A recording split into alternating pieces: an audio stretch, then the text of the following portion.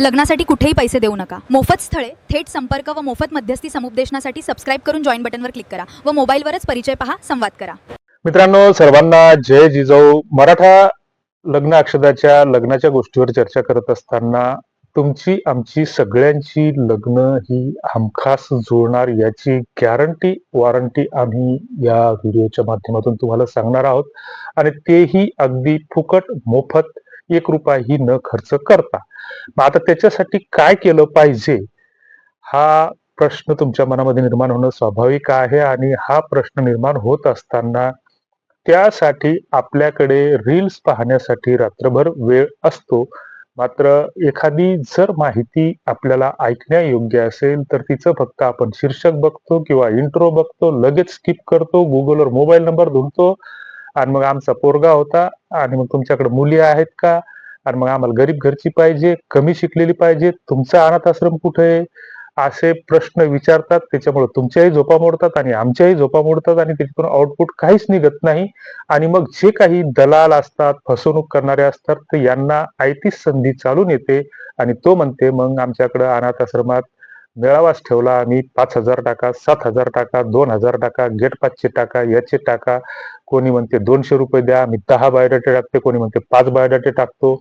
आणि असं करून हा व्हिडिओ ऐकणाऱ्यापैकी माझ्या मतानं प्रत्येकाला आतापर्यंत 100, 200, 500, 1000, 2000, 5000 रुपयानं चुना नक्कीच लागला असेल.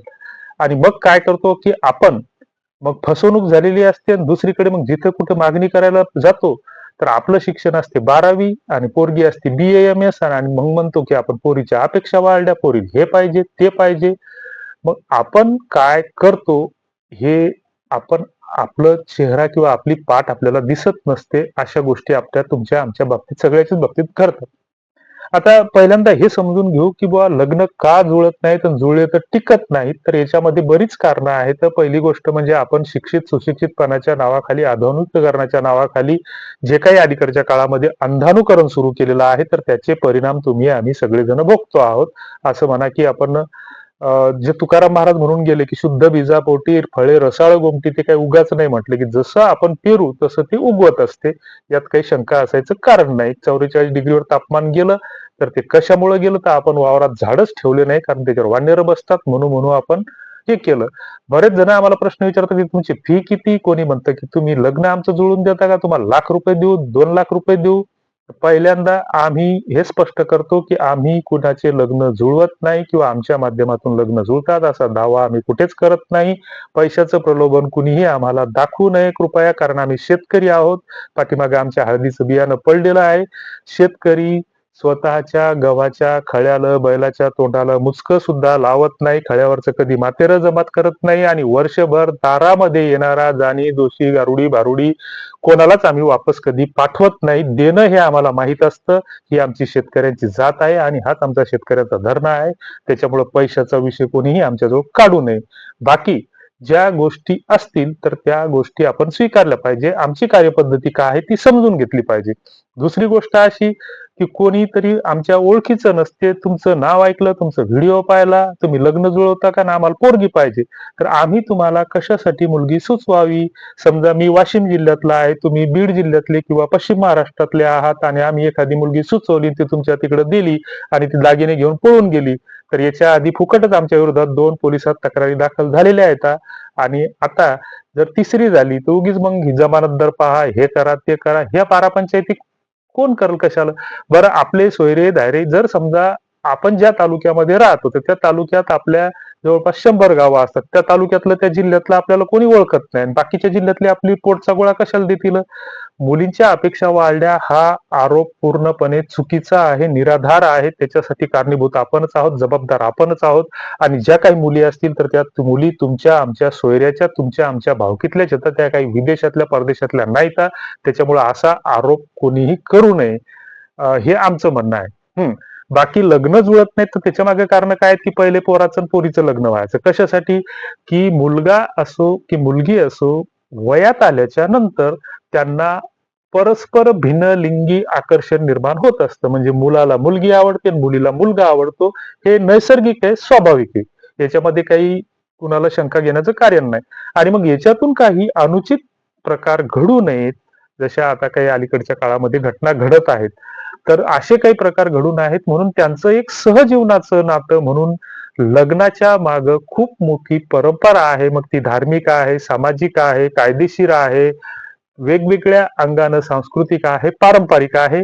आणि लग्न हा कुठलाही सोहळा नसतो, तर तो एक संस्कार असतो, चांगल्या गुणांचा स्वीकार असतो आणि त्याच्यातून एक जबाबदारीची जाणीव त्याच्यातून निश्चित करून द्यायची असते. मात्र आपण लग्नाच्या नावाने वेगळाच धिंगाणा सुरू केलेला आहे, तो भाग वेगळा.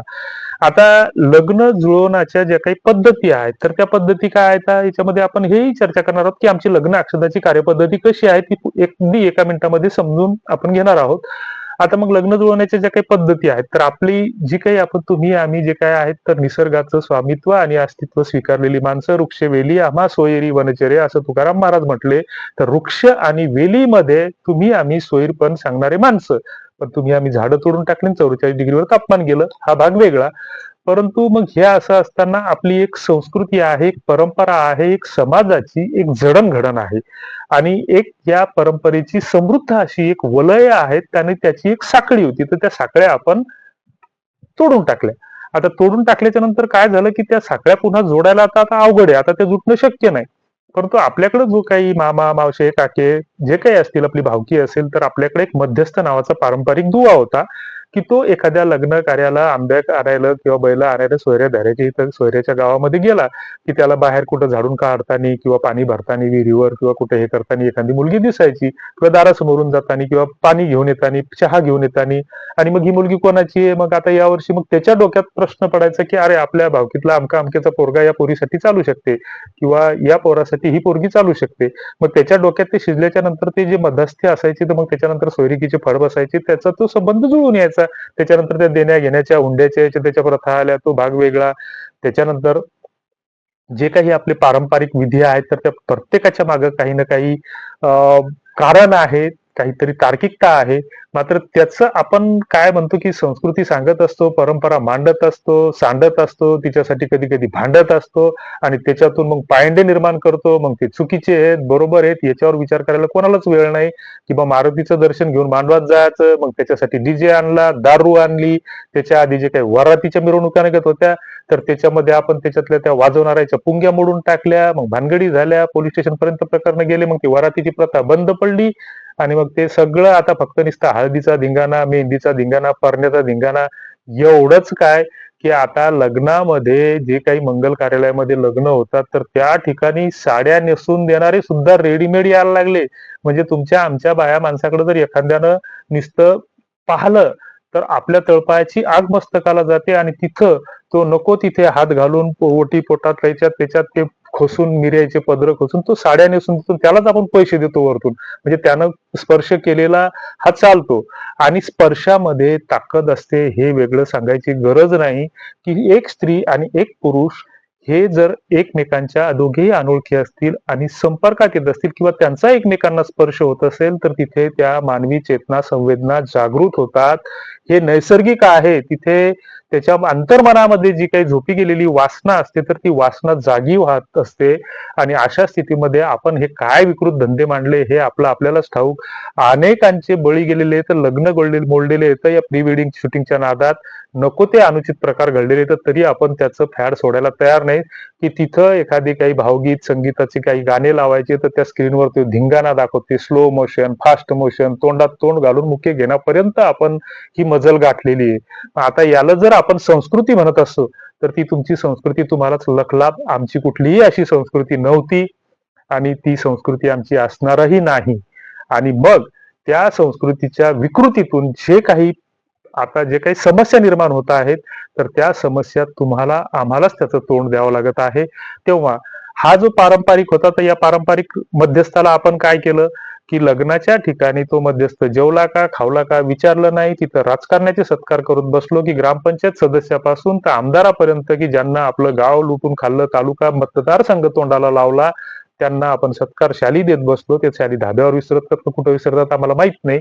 परंतु मग ज्यानं पाणी वाढलं, ज्यानं जळतण फोडलं, ज्यानं इस्ताऱ्या लावल्या, ज्यानं पंक्तीवर लक्ष ठेवलं, त्या भावकीला विसरून गेलो, त्या मध्यस्थाला विसरून गेलो, सोयऱ्यालाही विसरून गेलो. मग कोण कशाला मधात घुसल? बरं दुसरीकडे इकून तिकून एखाद्यानं मध्यस्थानं त्याची सोयरीक जुळवली. मग जुळवल्याच्या नंतर हा गुणी गुणवंत कर्तृत्ववंत मुलगा 2 वर्षानं 3 वर्षानं किंवा दिवाळीची पहिली साडी त्याच्या बायकोची फाटली आणि नव्या नवलाईचे दिवस संपले आणि मग तो त्याचे ओरिजिनल गुण दाखवायला लागला की संध्याकाळी डिंगडाऊन होऊन घराकडे यायला लागला आणि घरातला पसारा रस्त्यावर जायला लागला की याच बारबाप्यानं केलं म्हणून आपण त्याच्या नावानं बोटं मोडू लागलो, खडे फोडू लागलो, त्याच्या घरावर दगड फेकू लागलो. किंवा एखादी गुणवती रूपमती भानामती तारामती करामती नावाची जी काही पोरगी असेल तर ती आपली एक लेकरू झाल्याच्या नंतर ओरिजिनल स्वभाव गुण बाबा बाबा आई आई करणारी जर मग रस्त्यावर उभं राहून धिंगाणा घालत असेल तर यानंच ही पोरगी आमच्या घरात घातली म्हणून त्या मध्यस्थाचं आपण बऱ्याच ठिकाणी त्या मध्यस्थांची सुद्धा आपण 458 सारख्या केसेसमध्ये पोलीस तक्रारीमध्ये त्याची सुद्धा नावं टाकली. त्याच्यामुळे हा मध्यस्थ आता कोणाच्या मदत पडत नाही. आणि आम्ही समजा एखाद्याला गरीब घरची पोरगी सुचवली नेमकं तसंच झालं तर ते फुकटच आमचे नावं टाकल ना. म्हणजे आमचं ते आता भेट करायचे हळदीचे ते गेले जागेवर आणि फुकटच पोलीस स्टेशनच्या तारखा करा. तर अशी लग्न कोणी जुळवत नसतं. विवाह संस्थेकडे पैसे भरले म्हणजे लग्न जुळतं असं होत नाही. तर आमची जी काही कार्यपद्धती आहे ती पुढच्या 1 मिनिटामध्ये समजून घ्या की गुगलला किंवा प्ले स्टोअरला मराठा लग्न अक्षदा सर्च करा किंवा नुसतं लग्न अक्षदा सर्च करा, मराठीत किंवा इंग्रजीत टाईप करा. त्या ठिकाणी तुम्हाला एक ऍप किंवा वेबसाईट ओपन होईल. मोबाईल नंबर टाका, त्याच्यावर ओटीपी येईल, नाव टाका, जिल्हा निवडा, तालुका निवडा, 4 अंकी पासवर्ड टाका, रेफरल कोड टाकायची गरज नाही. आपले प्रोफाईलवर क्लिक करा, तिथं तुमची सगळी माहिती व्यवस्थित भरा. कौटुंबिक माहिती लिहा, माझ्या घरामध्ये माझी थकलेली आई आहे, बाबा ढोरं राखतात, भाऊ ऑटो चालवतो, आमचं एकत्रित कुटुंब आहे, 3 एकर शेती आहे, इतकं उत्पन्न भेटते महिन्याला, तितके कमावतो, जे काय असेल ते लिहा सगळं. ते लिहिल्याच्या नंतर खाली 2 फोटो टाका, वाटल्यास एक फोटो एक बायोडाटा, एक घराचा फोटो टाका, वाटल्यास तुमच्या व्यवसायाचा फोटो टाका आणि शेवटच्या ठिकाणी ओळखपत्र आवश्यक आहे. त्याच्यानंतर मुलींच्या बाबतीत अपेक्षा ठळकपणे लिहा, त्याला सबमिट करा. तुम्हाला 24 तासात किंवा 2 दिवसात 3 दिवसात आमचा व्हॉट्सअपचा एक मेसेज येईल की तुमची प्रोफाईल व्हेरीफाय झाली किंवा त्याच्यामध्ये आयडेंटिटी कार्ड तुम्ही ओळखपत्र जोडलेलं नाही असं काहीतरी मेसेज येईल तुम्हाला. तो आल्याच्या नंतर मग तुम्हाला त्या ग्रुपची लिंक भेटेल. त्याच्यानंतर दुसरी जी गोष्ट आहे तर त्या ग्रुपवर आम्ही काही बायोडाटा टाकत असतो, तुम्ही सुद्धा टाकले पाहिजे. ज्या ऍप्लिकेशनवर जे काही स्थळं आहेत ते सगळे तुम्हाला निशुल्कपणे फुकट पाहायला भेटतात. तिथं काही आणि आम्हाला कोणीही कृपया फोन करू नये. आम्ही कोणाचीच लग्न जुळवत नाही, कोणालाही पैसे मागत नाही आणि आमच्या माध्यमातून लग्न जुळतात असा दावा कुठेच करत नाही. दुसरीकडे आमचा जो काही प्लॅटफॉर्म आहे तर त्याच्यासाठी तुम्हाला सुद्धा एक विनंती असेल, आव्हान असेल की तुमच्या आजूबाजूला स्वतःचं लग्न जुळत असताना जर काही गरीब घरच्या काही ज्यांना लग्नांची गरज आहे, विधवा, परित्यक्त्या, घटस्फोटित, तर अशा मुलींची स्थळं आमच्याकडे माहिती पाठवा, ओळखपत्रासह पाठवा. आम्ही त्याचा परिचय देऊ.